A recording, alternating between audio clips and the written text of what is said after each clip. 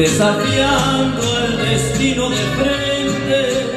Hasta el más infeliz me humillaba, ignorándome toda la gente, y de pronto mi suerte ha cambiado,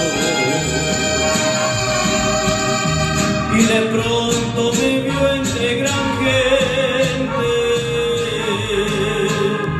y esa gente fingirse dichosa frente al mundo vulgar y embustero, gente hipócrita, ruin, vanidosa, que de nada le sirve el dinero, que se muere el pobre,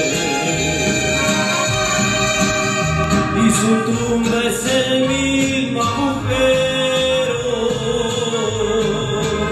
Ahora voy por distintos caminos, voy siguiendo tan solo destino, y entre pobres me siento dichoso.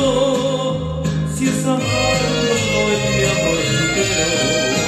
Por los pobres me quito el sombrero y desprecio hasta el más poderoso. Soy cabal y sincero, les digo, he labrado mi propio destino. Yo le pierdo la mano al amigo, pero al rico jamás me le humillo. Yo nunca tuve el calor de un beso. Mis pobres viejos trabajaban tanto que nunca tuvieron tiempo para eso. Y así crecí sin ignorar el llanto. No fui a la escuela, yo aprendí de camino. Para esas cosas no alcanzaba un doble. Las letras no entran cuando se tiene hambre. Ni hay quien te dé la mano si eres pobre. Por eso vuelvo a este pueblo viejo, donde la vida me trató tan mal. Esta es la gente que por nada dejo, aunque volviera, yo sufrí igual. Soy cabal